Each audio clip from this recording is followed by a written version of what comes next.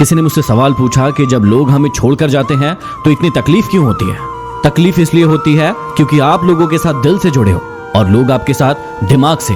जिस दिन आप भी लोगों के साथ दिमाग से जुड़ेंगे आपको तकलीफ होना बंद हो जाएगी। जिंदगी कई बार ऐसे मोड़ पर लाकर खड़ा कर देती है जहां से सारे रास्ते ही बंद नजर आते हैं।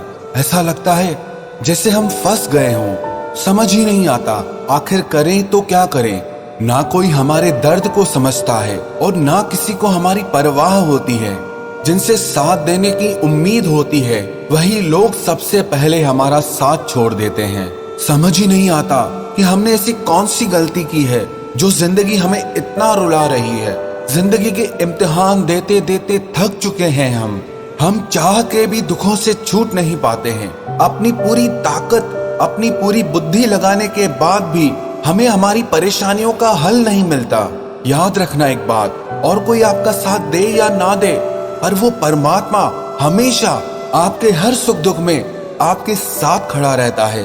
चाहे सब आपको अकेला छोड़कर चले जाएं, पर वो आपको कभी अकेला नहीं छोड़ सकता। एक बार अकबर ने बीरबल से पूछा, बताओ वो ईश्वर बड़ा है या मैं बड़ा हूँ? तो बीरबल ने बोला, महाराज आप ही बड़े हो। तो अकबर ने बोला, बीरबल मैंने सुना था तुम बहुत चतुर हो, पर चापलूसी की भी हद होती है। तुम मुझे ईश्वर से भी बड़ा बता रहे हो। तो बीरबल ने बोला, महाराज एक शक्ति आपके पास ऐसी है जो ईश्वर के पास भी नहीं है। अकबर ने पूछा, वो कौन सी शक्ति है? तो बीरबल ने कहा, यदि आप किसी से नाराज हो जाए, किसी से क्रोधित हो जाए, तो उसे आप सजा दे सकते हैं, अपने राज्य से बाहर निकाल सकते हैं। लेकिन वो ईश्वर, वो परमात्मा यदि किसी से नाराज भी हो जाए तो वो उसको अपने राज्य से निकाल ही नहीं सकते, क्योंकि पूरी सृष्टि उस परमात्मा की बनाई हुई है। इसलिए चाहे हमसे लाख हजार गलतियां हो जाए, लेकिन वो परमात्मा कभी हमारा साथ नहीं छोड़ता। मैं रोज गुनाह करता हूँ, वो रोज बख्श देता है। मैं आदत से मजबूर हूँ और वो रहमत से मशहूर है। तभी उस परमात्मा को परम दयालु कहा जाता है, परम पिता कहा जाता है। ये दुनिया और लोग तो ऐसे हैं, जब आप उनके लिए कुछ करोगे तभी वो आपके लिए कुछ करेंगे। लेकिन वो परमात्मा, आप उसके लिए कुछ करो चाहे ना करो, बस सच्चे दिल से विश्वास रख के उन्हें पुकारो, वो हमेशा आके आपका हाथ थाम लेंगे। दुख दर्द की खाकर ठोकरें, तेरे दर का पता हम पा गए, दुनिया से घबरा गए, इसीलिए तेरे पास आ गए। ये दुनिया उम्मीद तोड़ सकती है, लेकिन दुनिया बनाने वाला आपकी उम्मीद कभी नहीं तोड़ता। हे ईश्वर, तेरी कृपा ने मेरे हर दुख को टाल रखा है। अरे मैं तो मिट ही जाता कभी का, वो तो एक तू है जिसने मुझे संभाल रखा है। एक व्यक्ति ईश्वर से रोज प्रार्थना किया करता था।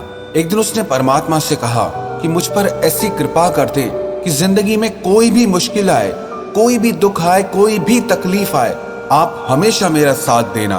तो उस दिन ईश्वर ने उस व्यक्ति से कहा कि मैं तो हमेशा सबके दुखों में सबके साथ होता हूँ। तो उस व्यक्ति ने ईश्वर से पूछा कि मुझे कैसे पता चलेगा कि आप हर दुख में मेरे साथ चलते हैं? तो उस दिन ईश्वर ने कहा, अब तू जहां भी चलेगा तेरे कदमों के साथ 2 कदमों के निशान और भी बनेंगे, और वो दोनों कदम मेरे होंगे। वो व्यक्ति बहुत खुश हो गया कि अब दुख की हर घड़ी में परमात्मा मुझे संभाल लेंगे। लेकिन थोड़े दिनों के बाद उसने गौर किया, जब सब कुछ ठीक होता है, जिंदगी में सुखों की घड़ियां होती है, तो 4 पैरों के निशान बनते हैं। लेकिन जिंदगी में जब कोई दुख आता है, कोई तकलीफ आती है, तब सिर्फ 2 पैरों के निशान बनते हैं। वो मन में बहुत उदास हो गया। उसे लगा कि जब सुख होता है तब तो परमात्मा मेरे साथ रहते हैं, लेकिन जब जिंदगी में दुख आता है तब वो भी मुझे छोड़कर चले जाते हैं। उस दिन उसने प्रार्थना में परमात्मा से शिकायत की कि मैंने सुना था कि दुख के समय पे दुनिया साथ छोड़ देती है, लेकिन ईश्वर आपका साथ कभी नहीं छोड़ता। लेकिन मेरी जिंदगी में जब दुख आया तो आपने मेरा साथ क्यों छोड़ दिया? जब मेरी जिंदगी में सुख होता है तो 4 कदमों के निशान बनते हैं, लेकिन जब कोई दुख आता है तो सिर्फ 2 कदमों के निशान बनते हैं। आप दुख की घड़ी में मेरे साथ साथ क्यों नहीं चलते हैं? तो ईश्वर ने उस व्यक्ति से कहा कि जब तेरी जिंदगी में सुख का वक्त होता है तब तेरे और मेरे कदमों के निशान बनते हैं। लेकिन जब तेरी जिंदगी में कोई दुख आता है तो तुझे मैं अपनी गोद में उठा लेता हूँ, इसीलिए तेरे पैरों के निशान बनते ही नहीं हैं। और जिन 2 पैरों के निशान तू देखता है वो तेरे नहीं, वो मेरे पैरों के निशान होते हैं। अरे तू चिंता मत कर, वो सब जानता है। जिसे कोई नहीं जानता उसे रब जानता है। तुझे अगर कुछ मांगना ही है तो उस खुदा से मांग जो जुबान पे आने से पहले दुआ की वजह जानता है। अरे हर शख्स में उसी का नूर समाया है, हर रूप में वो ही समाया है। बहुत से लोग कहते हैं कि हम ईश्वर में नहीं मानते, परमात्मा में नहीं मानते। अरे तुम खुद में तो मानते हो प्यारे, तुम उसी का ही अंश हो, तुम उसी से ही प्रकट हुए हो, उसी में ही जीते हो और उसी में ही लीन हो जाते हो। कई लोग पूछते हैं अगर हम उसी से पैदा हुए हैं, उसी में ही जीते हैं और उसी में ही लीन हो जाते हैं तो वो हमें दिखता क्यों नहीं है? याद रखना, मैं से जब तक जुदा नहीं होता आदमी में खुदा नहीं होता। अपने दिल को टटोल कर देखो, ये फासला बेवजह नहीं होता। एक लड़का बहुत रो रहा था, वहां से एक माताजी गुजरी। वो लड़का लगातार रोए जा रहा था तो उस माताजी ने उस लड़के के सर पर हाथ रखकर कहा, बेटे तुम क्यों रोते हो? चिंता मत करो, सब ठीक हो जाएगा, बिल्कुल भी मत घबराओ, सब ठीक हो जाएगा। तो वो लड़का कहने लगा, अरे मैं इसीलिए तो रोता हूं कि उस ईश्वर ने, उस परमात्मा ने मेरी जिंदगी में सब ठीक कर दिया है। जिस दुनिया पे मुझे भरोसा था, विश्वास था, उसने मुश्किल के वक्त में मेरा साथ छोड़ दिया।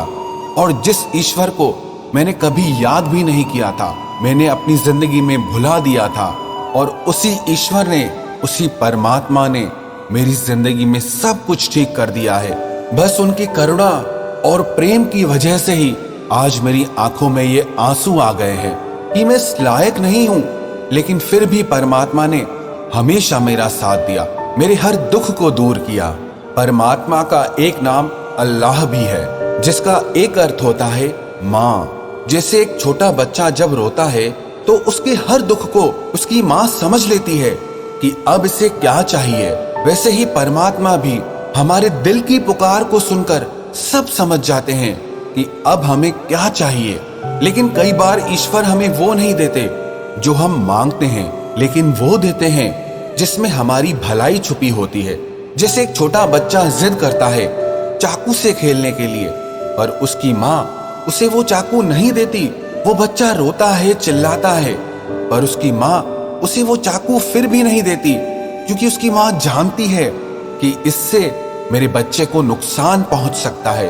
उसी तरह जिस चीज के लिए हम रोते रहते हैं, लेकिन परमात्मा हमें वो नहीं देता, क्योंकि वो जानते हैं जो हम मांगने की जिद कर रहे हैं वो हमारे लिए सही नहीं है। कई लोग ईश्वर से प्रार्थना में बहुत कुछ मांगते हैं, लेकिन जब वो उन्हें नहीं मिलता तब वो कहते हैं कि कोई ईश्वर नहीं है। आपकी मांगों के पूरे होने से या ना होने से ये सिद्ध नहीं हो जाता कि परमात्मा है या नहीं। आप सांस ले रहे हैं, आप जी रहे हैं, आपको ये खूबसूरत जिंदगी मिली है, इसी से ही प्रमाणित हो जाता है कि वो ईश्वर हमेशा आपके साथ है। अरे हम में तो इतनी भी ताकत नहीं कि अपनी सांस भी खुद ले सके। वो तो ईश्वर ने ऐसी व्यवस्था कर दी है कि हमारी सांसें अपने आप चलती है। सिर्फ सांस लेने का एक छोटा सा काम अगर हमारे ऊपर आ जाए तो हमारी जिंदगी खतरे में पड़ जाए, हम एक दिन भी जिंदा नहीं रह सकेंगे। ये तो कृपा है उस परमपिता परमात्मा की कि उसने हमारी जिंदगी के लिए सारी व्यवस्थाएं कर दी है। और मैंने हमेशा एक चीज देखी है, जो लोग ईश्वर में विश्वास रखते हैं वो स्वयं में भी विश्वास रखते हैं। जिससे ईश्वर में, परमात्मा में विश्वास होता है, वो बड़े से बड़े संकट के समय में भी, दुख के समय में भी घबराता नहीं है। बड़े से बड़ा दुख भी उसके हौसले को नहीं तोड़ पाता, उसके विश्वास को नहीं तोड़ पाता। इसीलिए जब दुनिया आपका साथ छोड़ दे तो एक बार सच्चे दिल से उस परमात्मा को पुकारना, यकीन मानना वो तुम्हारा हाथ थामने के लिए जरूर आएंगे। तुम्हारे हर दुख से, हर परेशानी से तुम्हें जरूर बाहर निकालेंगे। अरे जो दुनिया के बनते हैं वो बिखर जाते हैं, और जो उस परमपिता परमात्मा से जुड़ते हैं वो तो निखर जाते हैं। वो तैरते तैरते भी डूब गए जिन्हें खुद पर गुमान था, और वो डूबते डूबते भी तर गए जिन पर तू मेहरबान था।